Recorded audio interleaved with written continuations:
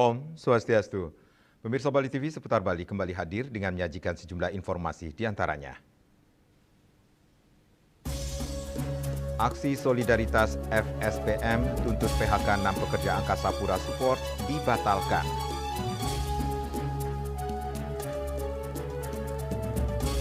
Dugaan korupsi anggaran BBM, Kejaksaan geledah kantor Dinas Kesehatan Tabanan. Jangan lewatkan juga informasi menarik lainnya yang sudah disiapkan tim redaksi kami. Bersama saya, Madis Kedenekarang, inilah Seputar Bali selengkapnya.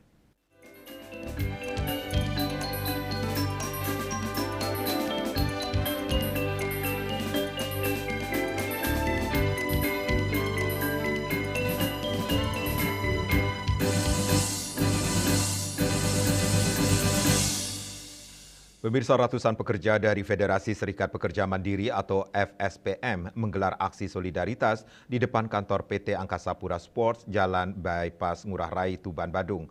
Aksi ini digelar untuk menuntut pembatalan pemutusan hubungan kerja atau PHK terhadap 6 pekerja sekaligus memprotes dugaan pemberangusan Serikat Pekerja atau union busting.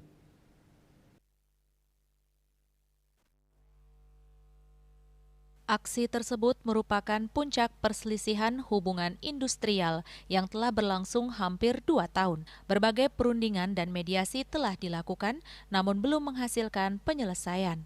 Sekretaris FSPM Regional Bali Idewo Maderai Budi Darsana mengatakan, pekerja sebenarnya telah bersedia kembali bekerja, namun mereka meminta hak-hak dasar pekerja dipenuhi sebagai bagian dari penyelesaian persoalan. Menurutnya, mediator hubungan industrial sebelumnya telah mengeluarkan anjuran agar perusahaan mencabut PHK dan membayarkan upah proses kepada pekerja. Namun anjuran tersebut dinilai belum mendapat respon sesuai harapan. Perselisihan ini berkaitan dengan aksi mogok kerja pada 19 Agustus 2024. Sejumlah pekerja yang mengikuti aksi tersebut kemudian dikenai sanksi PHK oleh perusahaan. Dalam aksi kali ini, FSPM menuntut perusahaan membatalkan PHK, membayarkan seluruh hak normatif pekerja, termasuk upah proses dan payung kontrak selama 3 tahun, serta menghentikan segala bentuk tindakan yang dinilai sebagai union busting. Kami lihat bahwa PT Angkasa Pura Support ini memang tidak punya etikat baik terhadap pekerja yang sudah mengabdikan hidupnya buat perusahaan. Teman-teman ini kan sudah di PHK hampir 2 tahun, menjalani proses yang panjang, ya, pertemuan yang sangat alot, dan ini sebagai bentuk itikat baik kita terhadap perusahaan. Teman-teman itu sudah bersedia bekerja kembali dengan hanya mendapatkan upah proses sebanyak 3 bulan upah, lalu kemudian uang kali kasih 3 bulan upah juga. Tapi kami minta agar sudah kita sepakati itu, gitu kan. Padahal sesuai anjuran kan perusahaan diminta untuk mencabut PHK, membayarkan upah proses. Seperti itu anjuran yang dikeluarkan oleh mediator hubungan industrial. Tetapi nyatanya memang sampai saat ini perusahaan belum mendeklarasikan. Sebelum aksi 8 perwakilan, FSPM telah melakukan mediasi dengan pihak manajemen, namun pertemuan tersebut kembali menemui jalan buntu. Aksi solidaritas juga digelar secara serentak di kantor pusat PT Angkasa Pura Supports, Jakarta sebagai bentuk dukungan terhadap 6 pekerja yang masih memperjuangkan haknya. FSPM menegaskan perjuangan belum berakhir. Mereka berencana menempuh langkah lanjutan melalui audiensi dengan DPRD dan Gubernur Bali serta jalur hukum maupun non-litigasi. Yana, Bali TV. Menteri Perumahan dan Kawasan Permukiman RI Marwarar Sirait melakukan peninjauan langsung program bedah rumah di Banjar Ongan, Kelurahan Tonje, Denpasar pada hari Senin 10 Agustus 2026. Dalam peninjauan tersebut, Menteri PKP meminta para penerima manfaat untuk aktif mengawasi proses pembangunan agar hasil akhir benar-benar layak huni dan tepat sasaran. Saat meninjau lokasi bedah rumah di Banjar Ongan, Kelurahan Tonje, Denpasar, Menteri Perumahan dan Kawasan Pemukiman Marwarar Sirait menegaskan pentingnya pengawasan langsung dari warga penerima bantuan. Menteri PKP meminta penerima manfaat untuk memantau pengerjaan secara berkala sejak awal hingga tuntas, serta membandingkan kondisi rumah sebelum dan sesudah direnovasi. Langkah ini penting untuk memastikan hasil pembangunan sesuai dengan standar kelayakan yang ditargetkan. Selain pengawasan mandiri oleh masyarakat, Pemerintah juga menyiapkan pengawasan teknis dengan menerapkan pola stimulan berbasis gotong royong. Pada kesempatan tersebut, pemerintah turut menyerahkan tambahan bantuan sebesar 10 juta rupiah per unit rumah untuk perbaikan bagian krusial seperti atap dan jendela. Janji ya 31 kita buat ibu ini wayan pagar rumahnya dari tidak layak huni jadi hancur-hancuran begini jadi baik. Hancur nggak di Pak Sektor rumahnya begitu? Hancur-hancuran. Pak Kepala Dinas hancur nggak rumahnya begitu? Hancur. Dan sangat tidak layak. Jadi baik. Ya. Kita lakukan perubahan. Bapak TNI, Polri, terima kasih sudah hadir ya. Tolong dikawal ya. Program Presiden Prabowo, Pak Kapolda, ya, kita hadir untuk melakukan perubahan secara nyata. Tahun lalu berapa Pak Kepala Dinas di Kota Denpasar? Tahun lalu berapa? Sore di Bali? Provinsi Bali, 31. 31. Mana data? Sementara penerima bantuan bedah rumah, Niwayan Pageh menyatakan rasa syukur dan terima kasihnya kepada pemerintah, khususnya Presiden Prabowo, atas bantuan bedah rumah ini. Niwayan Pageh sehari-hari adalah seorang pemulung yang tinggal di rumah dengan 2 kamar dengan atap yang sudah lapuk dan bocor. Genteng sama plafon itu udah hancur. Udah disambung-sambung tapi tetap hancur lagi kena hujan. Yang akan diperbaiki sekarang apa ya? Atasnya, sama kolongnya. Ininya tembok nggak dicat atau gimana? Enggak. Saya kan hanya biar nggak kehujanan itu aja. Kan biaya juga sedikit, saya juga punya sedikit. Gimana perasaan sekarang Bu setelah? Ya, luar biasa. Bersyukur yang semua sama Menteri Prabowo, siapa sejajarannya, saya mengucapkan terima kasih atas kedatangannya. Pada tahun 2026 ini, sasaran program bedah rumah di Provinsi Bali mengalami peningkatan signifikan hingga mencapai 4.184 unit rumah. Peningkatan kuota yang sangat drastis ini menjadikan aspek pengawasan sebagai kunci utama agar bantuan tepat sasaran dan memberikan manfaat nyata bagi masyarakat penerima. Riase, Bali TV. Pemirsa, fenomena sejumlah sulinggih yang belakangan menjadi viral di media sosial mendapat perhatian dari Ketua Parisada Hindu Dharma Indonesia PHDI Kota Denpasar, Imade Arke. Menurutnya, berbagai perilaku yang dipertontonkan di ruang publik perlu menjadi bahan refleksi, mengingat kesulinggihan memiliki tata aturan dan kewajiban yang sangat berat. Ketua PHDI Kota Denpasar, Imade Arke mengatakan, persoalan kesulinggihan tidak semata-mata berkaitan dengan kemampuan seorang sulinggih dalam memimpin atau muput karya. Lebih dari itu, seorang sulinggih harus memahami dan menjalankan sila, yakni sikap, perilaku, serta tata kehidupan yang menjadi pedoman seorang pandita. Salah satu lontar yang menjadi acuan dalam proses tersebut adalah sila kramaning aguron guron. Dalam lontar tersebut dijelaskan mengenai tata cara, hak, dan kewajiban seseorang yang menjalani proses aguron-guron untuk menjadi sulinggih. Apabila ketentuan dalam sastra tersebut benar-benar dipahami, menjadi seorang sulinggih bukanlah sesuatu yang ringan.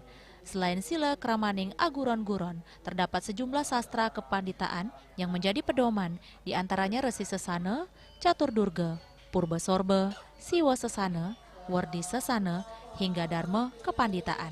Berbagai ajaran tersebut memberikan gambaran mengenai bagaimana seorang sulinggih seharusnya menjalankan kehidupan, menjaga sikap, serta melaksanakan kewajibannya sebagai panutan umat. Karena itu, ketika seorang sulinggih justru dengan melakukan tindakan yang kemudian menjadi konsumsi publik dan viral di media sosial, dianggap tidak sesuai dengan sila.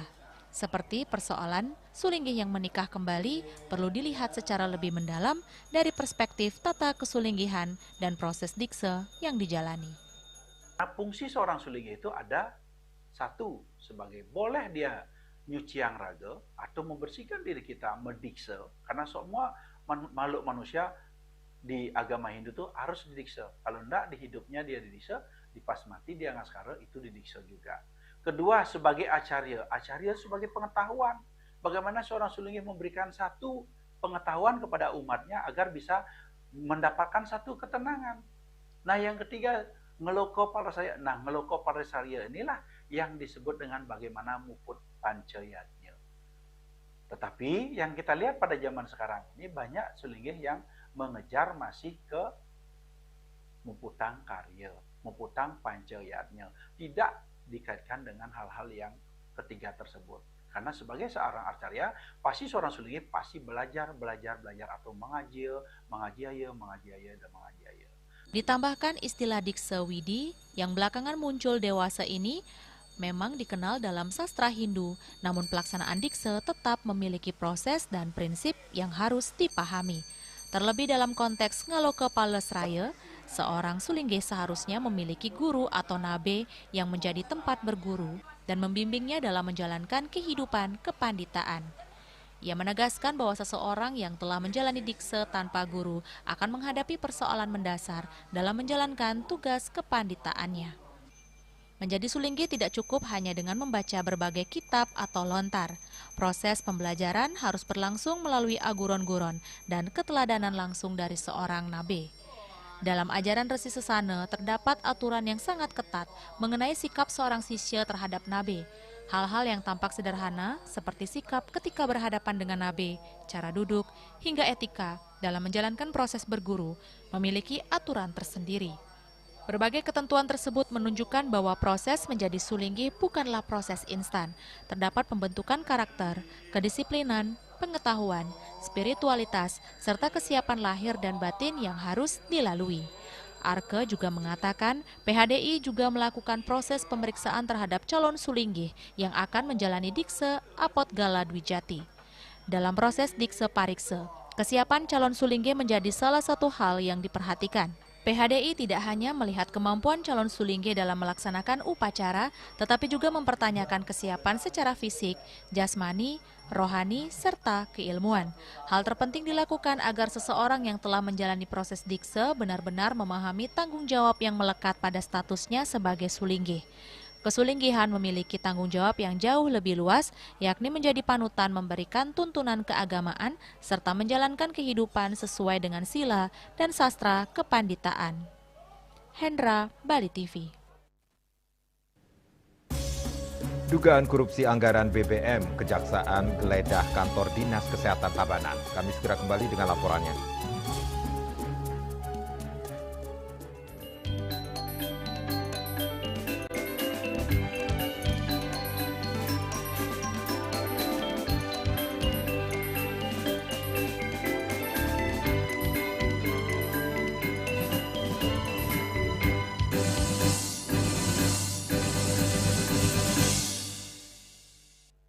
Kenal Veronica kok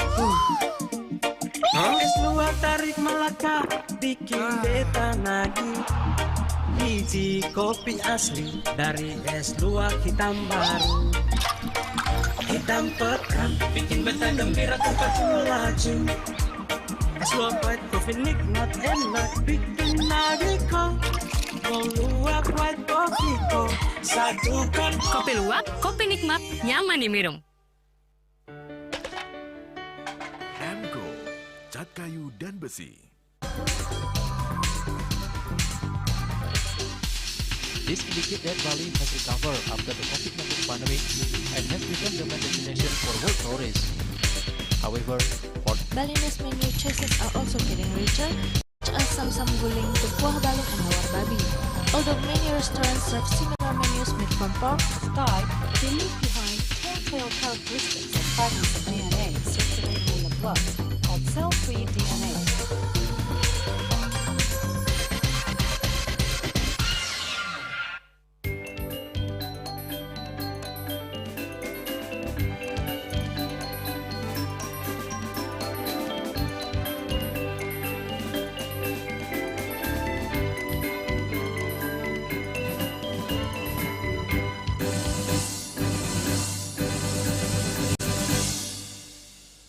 Pemirsa, tim penyidik bidang tindak pidana khusus Kejaksaan Negeri Tabanan melakukan penggeledahan di kantor Dinas Kesehatan Kabupaten Tabanan atas perkara dugaan tindak pidana korupsi dalam pengelolaan anggaran belanja bahan bakar minyak atau BBM dan pelumas serta makan minum pada Dinas Kesehatan Kabupaten Tabanan tahun anggaran 2023 sampai 2025.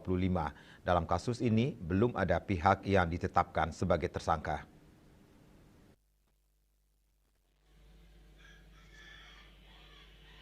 Penindakan ini dilakukan pada hari Senin 10 Agustus 2026 sekitar jam 11.45 WITA atas perkara dugaan tindak pidana korupsi dalam pengelolaan anggaran belanja bahan bakar minyak BBM dan pelumas serta makan minum pada Dinas Kesehatan Kabupaten Tabanan tahun anggaran 2023 sampai dengan 2025. Penyidikan yang dilakukan tim penyidik berdasarkan surat perintah penyidikan tertanggal 6 Agustus 2026 dan penggeledahan tersebut dilakukan tim penyidik pada bidang tindak pidana khusus berdasarkan surat perintah penggeledahan tertanggal 10 Agustus 2026. Dari upaya penggeledahan yang dilakukan, tim penyidik telah memperoleh sejumlah dokumen yang berkaitan dengan penyidikan. Dalam penyidikan ini belum ada yang ditetapkan sebagai tersangka atau masih pada tahapan penyidikan umum. Penyidik masih berupaya memperkuat alat bukti termasuk keterangan dari saksi-saksi. Dari surat perintah penyidikan tersebut, tindakan hukum lagi yang kami lakukan yaitu melakukan penggeledahan di Dinas Kesehatan. Yang mana sebelumnya kita telah meminta izin penggeledahan kepada Ketua Pengadilan Negeri Tabanan. Dari hasil penggeledahan tersebut mengamankan HP, laptop dan dokumen-dokumen yang ada hubungannya dengan perkara tersebut.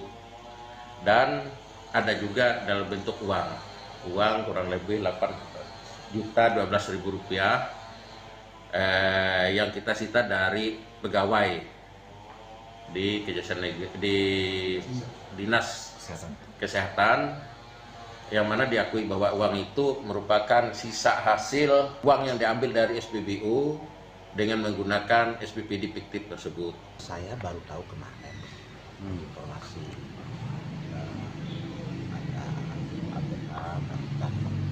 penggeledahan Dinas Kesehatan, menghormati proses hukum yang dilakukan oleh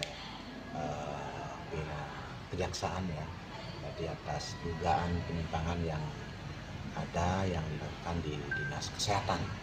Ya kita lihat nanti perkembangan seperti apa nanti kan gitu ya. Jadi kita melihat dulu perkembangannya dari hasil penyidikan itu ya, hasil penyidikan dari kejaksaan. Siap. Mudah-mudahan semuanya berjalan dengan baik. Siap. Raiswantara, Bali TV. Tindakan tegas petugas Satlantas Polresta Denpasar terhadap motor knalpot brong ditunjukkan dengan menahan 26 kendaraan roda 2 saat patroli hunting system di sepanjang Jalan Sunset Road Kuta hingga Jalan Bypass Ngurah Rai Sabtu malam 8 Agustus 2026 yang lalu. Langkah ini diambil lantaran aksi mereka dinilai sangat membahayakan keselamatan dan mengganggu ketertiban umum.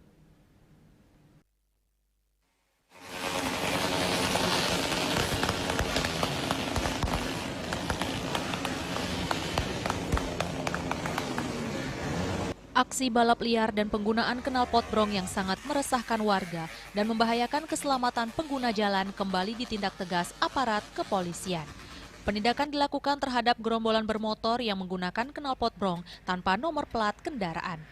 Satuan Lalu Lintas Polresta Denpasar yang dipimpin langsung oleh Kasat Lantas Kompol Muhammad Bayangkara Putra Sejati menggelar patroli hunting system dan blue light patrol. Patroli difokuskan di sepanjang Jalan Sunset Road Kuta hingga Jalan Bypass Ngurah Rai Suwongkauh. Dari hasil operasi, petugas mengamankan sedikitnya 26 unit sepeda motor. Pelanggaran didominasi oleh penggunaan knalpot brong yang tidak memasang plat nomor kendaraan dan tanpa perlengkapan standar. Mayoritas pengendara yang terjaring merupakan kalangan pelajar dan komunitas anak muda. Sebagian pengendara juga tidak mampu menunjukkan surat-surat kendaraan seperti STNK. Kendaraan yang kita amankan di Satlantas Polresta Denpasar sejumlah 26 kendaraan, karena kendaraan yang bersangkutan atau yang terkait yang bisa kita lihat di belakang ini tidak menggunakan sesuai dengan spesifikasinya. Contohnya knalpot brong, tidak menggunakan spion, tidak menggunakan plat nomor. Jadi kita juga karena mendapatkan aduan dari masyarakat terkait kegiatan yang mengganggu ketertiban masyarakat lainnya. Seluruh kendaraan yang ditindak kini ditahan di Satlantas Polresta Denpasar selama lebih dari 1 bulan untuk memberikan efek jera.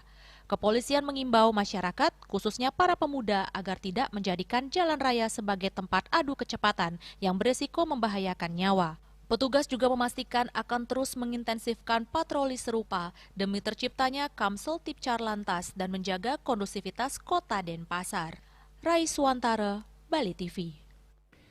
Memasuki usia 24 tahun, Institut Teknologi dan Bisnis ITB Stikom Bali terus memperkuat posisinya sebagai perguruan tinggi berbasis teknologi dengan memperluas jejaring pendidikan dan kerjasama internasional selain tetap fokus mencetak SDM berbasis teknologi yang kompeten. Puncak Desnatalis ke-24 ditandai dengan pemotongan tumpeng oleh pembina Yayasan Widya Dharmasanti, Profesor Imade Bandem.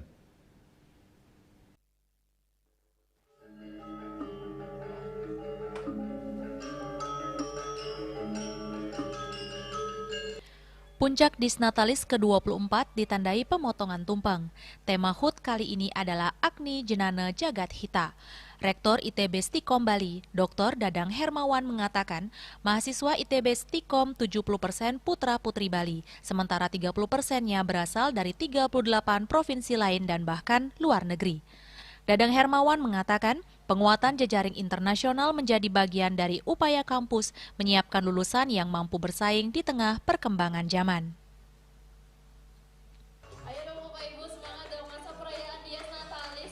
Malam hari ini kita memasuki usia yang ke-4 tahun dan itu sudah memasuki usia dewasa, sehingga harapannya tentu saja dengan usia 24 tahun kita bisa meningkatkan lagi kiprah kita di dunia pendidikan tinggi khususnya dan lebih khususnya bidang informasi dan digitalisasi. Dalam puncak Disnatalis ke-24 ITB Stikom Bali di Aula Kampus ITB Stikom Bali dilaksanakan penandatanganan sejumlah kerjasama dengan perguruan tinggi dan mitra luar negeri. Kerjasama internasional tersebut diantaranya dilakukan bersama Kansai University of International Studies Jepang, EA Exchange by Honey Hills Group, dan Essex University Inggris. Association Profesor Yudi Agusta PhD, Wakil Rektor 3 Bidang Pemasaran Kemahasiswaan, Kerjasama dan Urusan Internasional mengatakan, kini sarjana saja tidak cukup. Oleh karena itu pihaknya mempersiapkan mahasiswa agar memiliki keterampilan sehingga bisa langsung bekerja melalui training dan mencari pengalaman di luar negeri. Sekembalinya ke Indonesia, mereka bisa mengembangkan ilmu dan keterampilan yang telah diperoleh. Sarjana-sarjana, tetapi di zaman sekarang sarjana saja tidak cukup. Kita perlu mempersiapkan mahasiswa untuk siap bekerja. Jadi ada program yang memang kita sediakan. Pertama LinkedIn. Kerjasama kami dengan LinkedIn itu adalah mempersiapkan mahasiswa dari awal kuliah mereka sudah mengikuti program untuk mempersiapkan portfolio mereka, mengikuti sertifikasi. Pembina Yayasan Widya Dharmasanti, Profesor Imade Bandem menjelaskan, lahirnya ITB Stikom Bali 24 tahun lalu dilatar belakangi tidak adanya kampus di bidang teknologi informasi. Ia juga mengatakan terkait perkembangan kecerdasan buatan atau AI, SDM bangsa jangan hanya menjadi pengguna, namun bisa juga menjadi pencipta teknologi yang dapat memberikan manfaat kepada masyarakat. Prof. Bandem pun mengajak untuk menjadikan ITB Stikom Pusat mencetak generasi muda yang cerdas, kaya ilmu, dan keterampilan, serta selalu menjadi yang pertama atau always the first.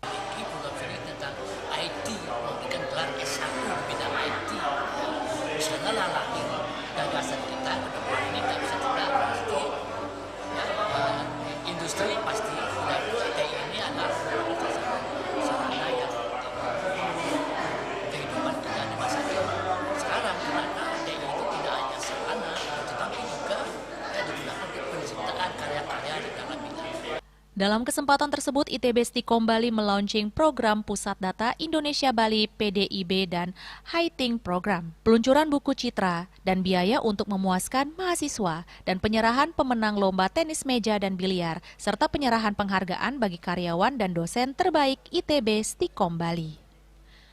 Agus Diatmika, Bali TV. Kami akan segera kembali dengan informasi. Presiden Prabowo instruksikan penanganan maksimal karhutla akibat El Nino.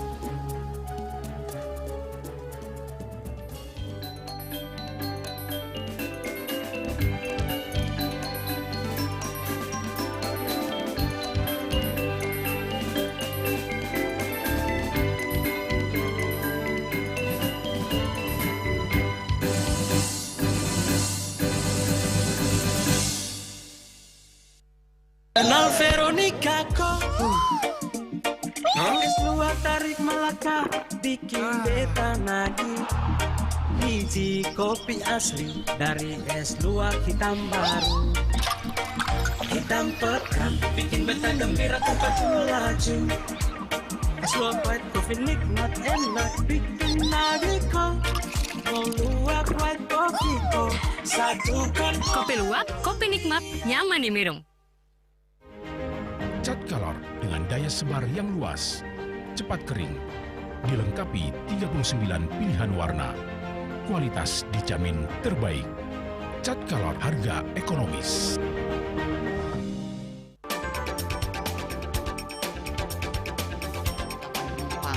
Pihak bandara telah melayani sebanyak 192.284 penumpang baik domestik maupun internasional. Operator mengatakan dari kunjungan wisatawan mencapai 3.000 pengunjung per hari tersebut. Ini mengacu pada perdagangan harga gabah yang juga semakin mahal saat ini. Kondisi itu pun membuatnya tidak maksimal memenuhi permintaan pasokan beras bagi pelanggan dan loyalitas anggota Linmas. Hadir dalam kegiatan pelatihan dan pembekalan tersebut,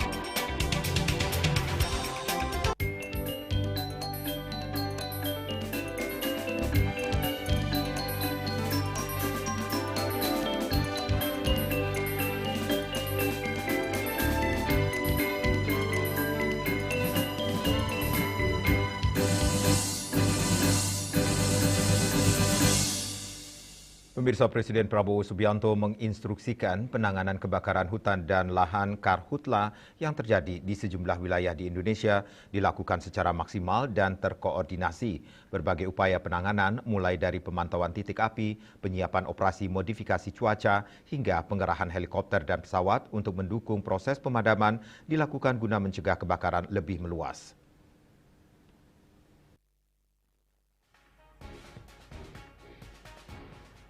Fenomena El Nino di Indonesia saat ini telah masuk dalam kategori kuat dan diprediksi memuncak pada Agustus hingga September 2026. Kondisi ini memicu musim kemarau yang lebih kering serta peningkatan resiko kebakaran hutan dan lahan karhutla seperti yang terjadi di sejumlah wilayah Indonesia. Presiden Prabowo pun sudah menginstruksikan agar penanganan kebakaran hutan dan lahan dilakukan secara maksimal dan terkoordinasi. Hal tersebut disampaikan Menteri Sekretaris Negara Prasetyo Hadi dalam keterangannya di Jakarta. Prasetyo mengatakan pemerintah terus memantau karhutla yang masih terjadi di sejumlah wilayah di tengah kondisi cuaca yang sangat kering. Prasetyo menyebut salah satu perhatian pemerintah saat ini tertuju pada kebakaran yang terjadi di kawasan Taman Nasional Bromo, Tengger, Semeru, Jawa Timur. Menurut Prasetyo, saat ini pemerintah pusat terus berkoordinasi dengan pemerintah daerah serta seluruh unsur terkait untuk mempercepat proses pemadaman dan mencegah kebakaran meluas. Dalam rangka atau dari masa El Nino ini masih banyak terjadi karhutla di sebagian wilayah Indonesia. Beberapa yang sangat banyak jumlah titik api adalah di Kalimantan Barat dan di Kalimantan Tengah, dan yang cukup besar terjadi di Jawa Timur, di Taman Nasional Bromo, Tengger, Semeru. Kami terus berkoordinasi dengan pemerintah provinsi Jawa Timur, kemudian dengan Pangdam, dengan Kapolda, kemudian dengan Menhub beserta dengan seluruh jajaran Kepala Balai Taman Nasional Bromo, Tengger, Semeru untuk terus melakukan upaya sekeras-kerasnya untuk sesegera mungkin melakukan proses pemadaman supaya tidak terus meluas. Selain mengintensifkan penanganan di lapangan, pemerintah turut menyiapkan pemanfaatan teknologi untuk mendukung pengendalian karhutla. Pemerintah juga telah menggelar rapat bersama BMKG guna merancang pelaksanaan operasi modifikasi cuaca OMC. Namun begitu, menurut Prasetyo, pelaksanaan OMC sangat bergantung pada kondisi teknis sehingga tidak dapat dilakukan di seluruh wilayah. Di samping langkah penanganan, pemerintah juga mengajak masyarakat untuk meningkatkan kewaspadaan terhadap potensi kebakaran. Kondisi cuaca yang sangat kering saat ini dinilai membuat sejumlah wilayah semakin rentan terhadap munculnya percikan api yang dapat berkembang menjadi kebakaran tidak terkendali. Tentunya kita menghimbau kepada seluruh masyarakat bahwa memang ini kondisi cuaca yang sangat kering sehingga rentan terjadinya percikan-percikan api, sehingga kami mohon dengan sangat kepada seluruh masyarakat untuk kita mawas diri, ya, menghindari melakukan sesuatu yang berpotensi menimbulkan kebakaran-kebakaran yang tidak terkendali. Gitu. Jadi termasuk dengan BMKG, kami tadi pagi juga rapat dengan BMKG untuk merancang operasi modifikasi cuaca.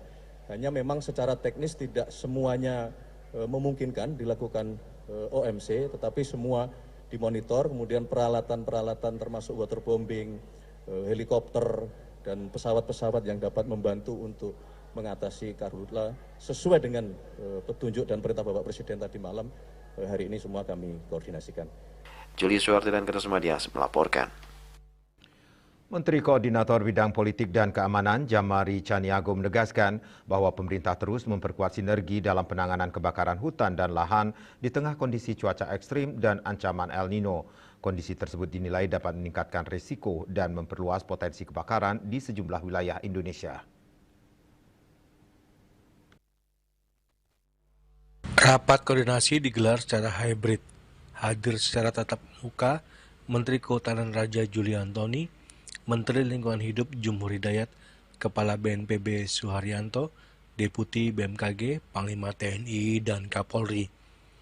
Menteri Koordinator Bidang Politik dan Keamanan Jamari Chaniago mengatakan, pemerintah terus mengerahkan berbagai sumber daya melalui operasi udara dan darat untuk mengendalikan sekaligus mencegah meluasnya karhutla. Dalam operasi udara, Satgas Udara telah mengerahkan sekitar 43 helikopter, selain itu sekitar 10 hingga 15 pesawat bersayap tetap juga disiapkan sesuai kebutuhan di lapangan. Tentang kebakaran hutan yang terjadi sekarang. Sampai dengan hari ini, wilayah kita di Indonesia ini yang terbakar hutan terhitung 107.000 hektar lebih. Sampai dengan hari ini. Dan semoga ke depan kita masih bisa mempertahankan itu semua.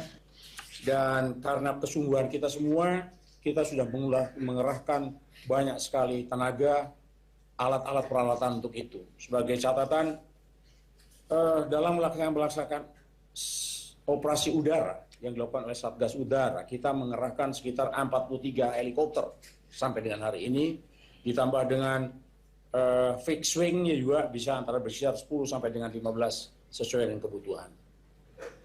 Kemudian kalau Satgas Darat banyak sekali yang disiapkan. Banyak sekali dan kekuatan yang tercantum cukup banyak di darat. Melihat situasi seperti sekarang ini, upaya yang paling tepat, operasi yang paling tepat dilakukan adalah yang efektif. Ya. Operasi udara sebetulnya sangat efektif. Menimbulkan hujan buatan yang dilakukan oleh BNPB. Itu yang paling efektif. Tetapi ada satu persyaratan yang harus kita hadapi, yaitu kita harus menemukan ada awan hujan, istilahnya awan hujan. Selama awan hujan itu tidak bisa kita temukan, tidak ada, kita tidak akan bisa membuat hujan buatan. Menurutnya, operasi modifikasi cuaca hanya dapat dilakukan apabila terdapat awan yang berpotensi menghasilkan hujan. Berdasarkan perakiraan cuaca, terdapat peluang munculnya awan hujan dalam beberapa hari ke depan hingga sekitar 17-18 Agustus. Pemerintah terus memantau perkembangan cuaca agar setiap peluang terbentuknya awan hujan dapat segera dimanfaatkan untuk melakukan penyemaian awan di wilayah yang membutuhkan. Dari Jakarta, Juli Suwati dan Ketut Sumadiasa melaporkan. Usai ditempa di Rindam 9 Udayana, Pangdam lantik 235 bintara infanteri siap mengabdi untuk negeri. Kami segera kembali dengan informasinya.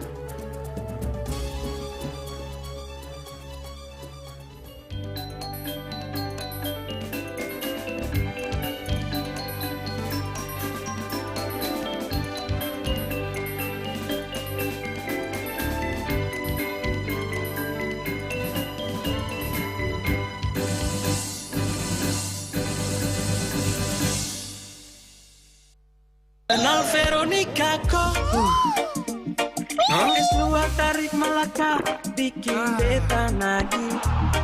Biji kopi asli dari es luar hitam baru.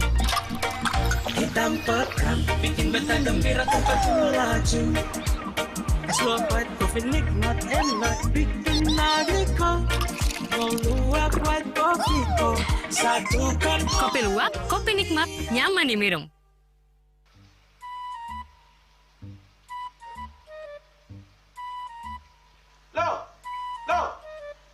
Nyai pengongen. Oh, ake ngerti be. Amun seorang perempuan, seorang istri melamun, isi dompetnya pasti KTP rogen.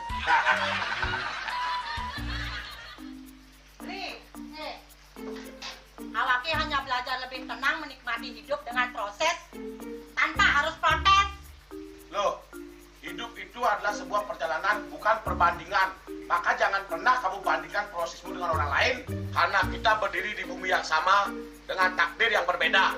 Oh, ini bertakdir awaknya nganten gak beli, saya proses tapi stres. Wah, mulai punya Nyai. Deh ya Nyai. Ini pijit tangan lu. Sakit lagi awak-awaknya. Apa? Mau pijat gitu? Oh, mau pijat. Bawayan kayak dirungi, matajen, metuakan. Dan ini cuma nih gelam kekini awaknya nih makatang lo. Awaknya nih makatang. Awaknya sing kodak, awaknya sing hidang wakenya, sing hidang mijat. Loh, beli pergi karena tugas, pulang demi beras. Lelah itu wajar, tapi menyerah bukanlah jalan keluar. Semangat kone ngopi, kone ngama, wakilnya ini ceramah, jadi kayak presiden. Cuma sebelum lagi sih, kita nggak pakai.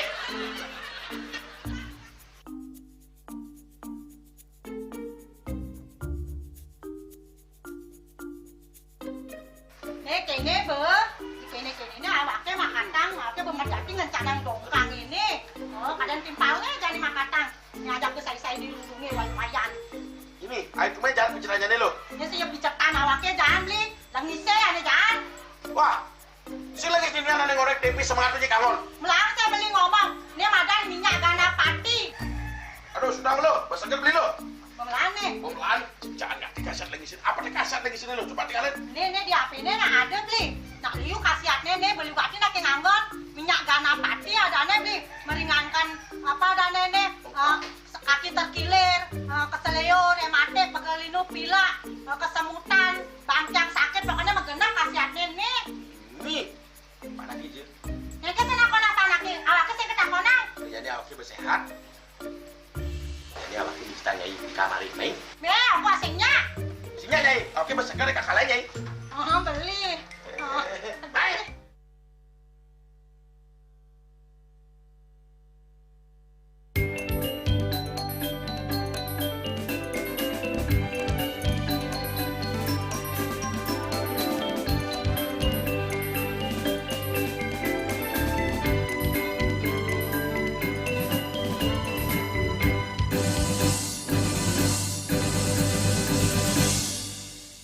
Pemirsa, sebanyak 235 prajurit muda resmi menyandang pangkat Sersan 2 atau Serda setelah dinyatakan lulus pendidikan pertama Bintara Infanteri TNI AD gelombang kedua tahun anggaran 2026.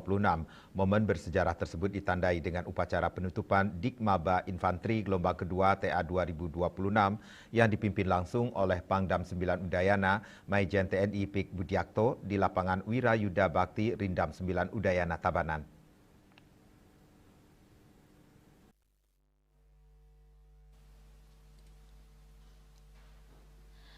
Dalam amanatnya, Pangdam 9 Udayana menyampaikan ucapan selamat kepada 235 bintara yang telah berhasil menyelesaikan seluruh rangkaian pendidikan pertama Bintara Infanteri TNI AD gelombang kedua TA 2026 dan resmi dilantik menjadi prajurit TNI Angkatan Darat dengan pangkat Sersan II. Menurut Pangdam, keberhasilan menyelesaikan pendidikan dan menerima pangkat Sersan II bukanlah akhir dari sebuah perjuangan. Sebaliknya, momentum tersebut merupakan awal dari perjalanan pengabdian yang sesungguhnya sebagai seorang bintara TNI Angkatan Darat, di mana pangkat dan tugas yang melekat merupakan amanah yang harus dipertanggungjawabkan kepada bangsa, negara, dan Tuhan Yang Maha Esa. Pangdam juga mengingatkan bahwa perkembangan lingkungan strategis dan dinamika tugas TNI Angkatan Darat yang semakin kompleks menuntut setiap bintara untuk terus meningkatkan kualitas diri, integritas, profesionalisme, disiplin, loyalitas, dan kemampuan beradaptasi dengan perkembangan zaman menjadi modal penting dalam menghadapi setiap tantangan tugas di lapangan. Tidak hanya menekankan profesionalisme, Pangdam memberikan perhatian serius terhadap pentingnya menjaga kehormatan pribadi, keluarga, satuan, dan institusi TNI Angkatan Darat dengan meminta para prajurit untuk selalu menjauhi berbagai bentuk pelanggaran hukum. Pelantikan dan pengambilan sumpah sebanyak 235 bintara TNI AD yang baru. Mereka akan melanjutkan pendidikan, ini baru saja pendidikan pertama tahap 1, selanjutnya nanti akan dilanjutkan pendidikan pertama tahap kedua, akan bergeser ke daerah pendidikan di Pulaki. Dalam kesempatan tersebut, Pangdam 9 Udayana memberikan apresiasi tinggi kepada Danrindam 9 Udayana beserta seluruh tenaga pendidik atas dedikasinya mendidik para siswa. Apresiasi juga diberikan kepada lulusan berprestasi Dikmaba Infanteri seperti Serda Kadek Kaleriana yang meraih nilai tertinggi pada aspek Tripola Dasar dan Jasmani Militer, serta Ikadek Yoga Pratama pada bidang pengetahuan dan keterampilan Pengpil, Sikap, dan Perilaku atau SIKU. Saya telah dilantik jadi Sersan II, saya merasa bangga karena apa yang saya inginkan sudah terwujud, yaitu menjadi Tentara Nasional Indonesia, Bintara PK37, siap.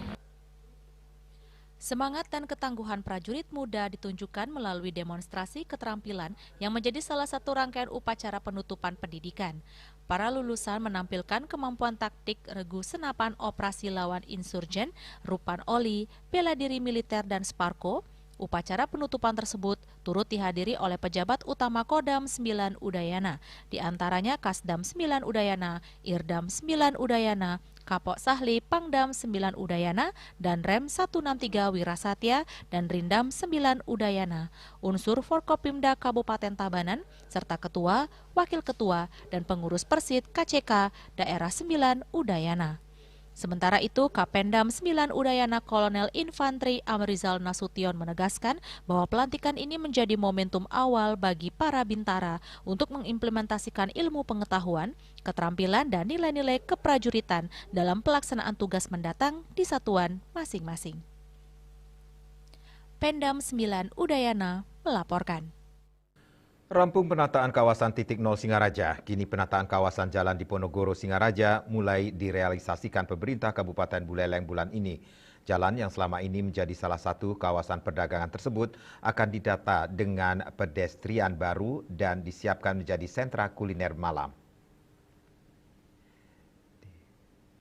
Pemerintah Kabupaten Buleleng mulai menata kawasan jalan di Ponorogo Singaraja. Proyek yang sebelumnya dianggarkan sekitar 5 miliar rupiah ini setelah melalui proses tender dikontrak senilai sekitar 4,5 miliar rupiah. Pekerjaan ditargetkan berlangsung selama 4 bulan dan rampung sekitar pertengahan Desember 2026. Penataan tidak hanya menyasar pedestrian, Pemkab Buleleng juga membenahi saluran limbah yang selama ini dinilai kumuh dan menimbulkan bau terutama akibat pembuangan limbah dari kawasan Pasar Anyar. Ada juga kuliner yang lain yang ada nanti yang di Jalan Sawu kita tarik di Ponorogo semua. Jadi tidak ada lagi yang berjualan di sepanjang jalan yang masuk-masuk itu. Sehingga kalau terjadi sesuatu di jalan yang kecil itu akan menimbulkan masalah. Pedestrian nantinya dibangun hingga perempatan Jalan Sawo. Kawasan ini juga akan dilengkapi ornamen dan lampu jalan dan diarahkan menjadi pusat kuliner malam yang akan berlangsung mulai pukul 5 sore. Yasari Yuli, Bali TV.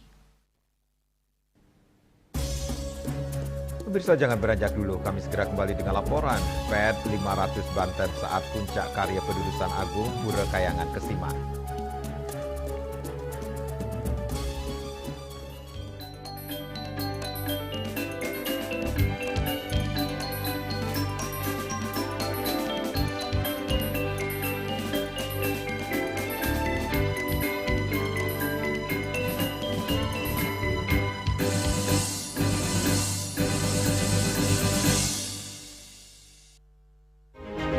Cat Color dengan daya sebar yang luas, cepat kering, dilengkapi 39 pilihan warna.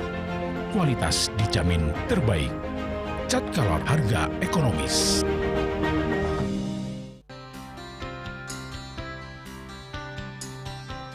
Puniki kemardiang disampun anake alit nek kulit.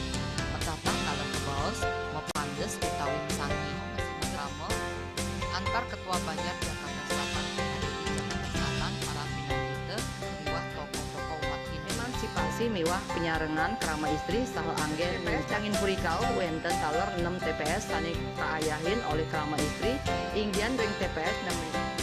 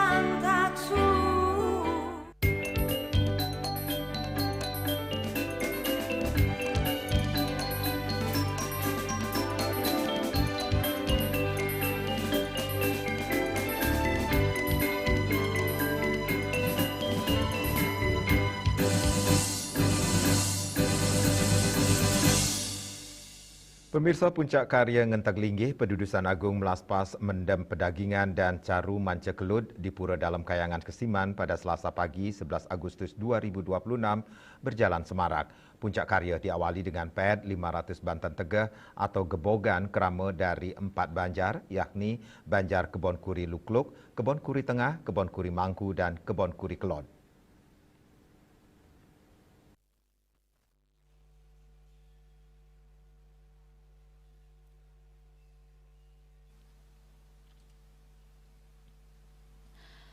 Sebanyak 500 krama istri Gumi Kebon Kuri Mepet sepanjang 3 km dari Jalan Sedap Malam, Jalan Raya WR Supratman, hingga Pura Kahyangan, Jalan Waribang.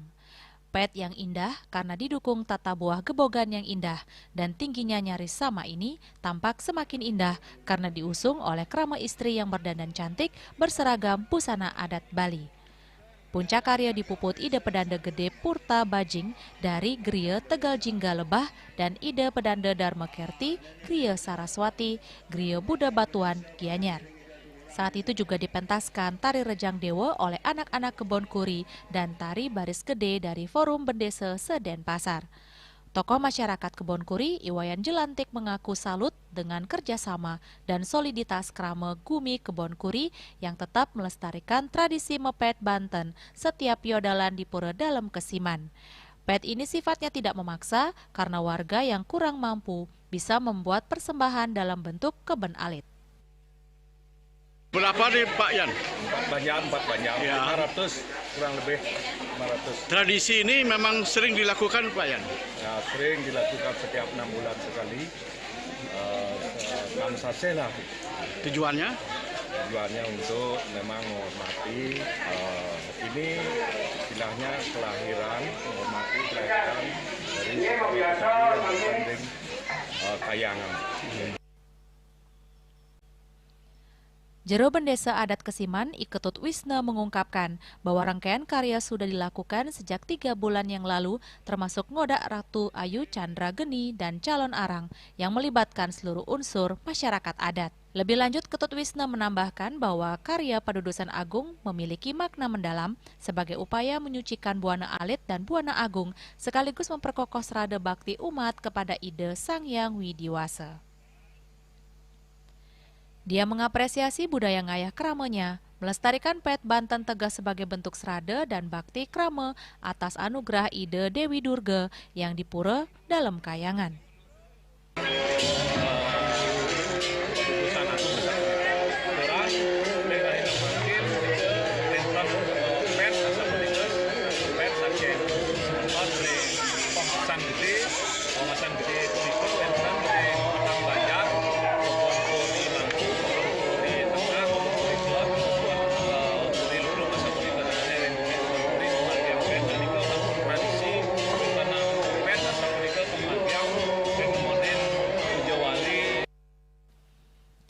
Jero Bendesa juga menambahkan upacara pemelaspas, sejumlah pelingge dan sesunan sudah dilakukan pada 4 Agustus.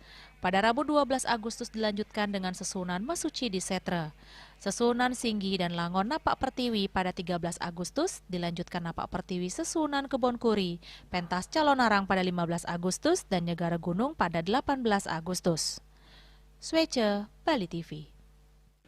Upacara Nyenuk adalah sebuah ritual dalam agama Hindu Bali yang merupakan bagian dari rangkaian upacara besar seperti Ngenteg Linggih. Nyenuk bermakna datang melihat atau menyaksikan. Namun dalam konteks upacara, Nyenuk memiliki makna yang lebih dalam, yaitu sebagai simbol turunnya para dewa atau Dewata Nawasanga dari kayangan untuk menyaksikan dan memberkati upacara yang telah dilaksanakan dan juga memberikan anugerah.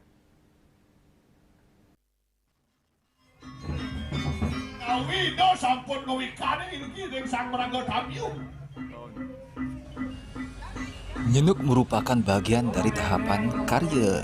Setelah bekebat daun, fungsinya adalah menyambut atau mengundang para dewa-dewi agar berstana di Plinggih yang baru selesai atau disucikan. Upacara Nyenuk biasanya dilaksanakan pada saat penyinap atau penutup dari upacara Ngenteg Linggih atau upacara besar lainnya.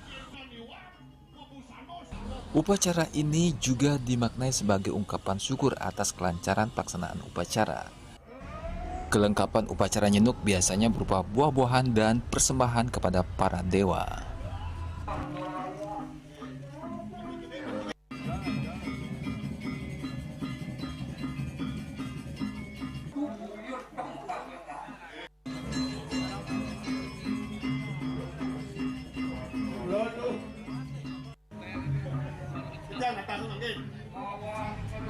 Para peserta Nyenuk biasanya mengenakan pakaian atau kain yang berwarna putih, merah, hitam, kuning, dan poleng sesuai dengan arah mata angin dan filosofi Hindu. Agus Sudiatmika, Bali TV. Kini kami sampaikan informasi perakiran cuaca untuk kabupaten kota di Bali.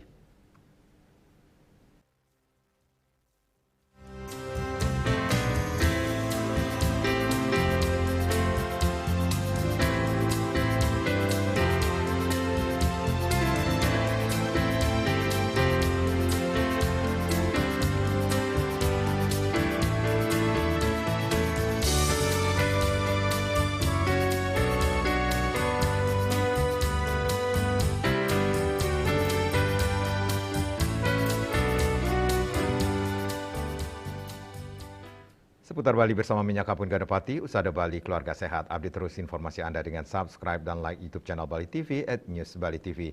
Mewakili redaksi yang bertugas, saya Made Sukadan Karang pamit undur. Terima kasih atas perhatian Anda. Sampai jumpa.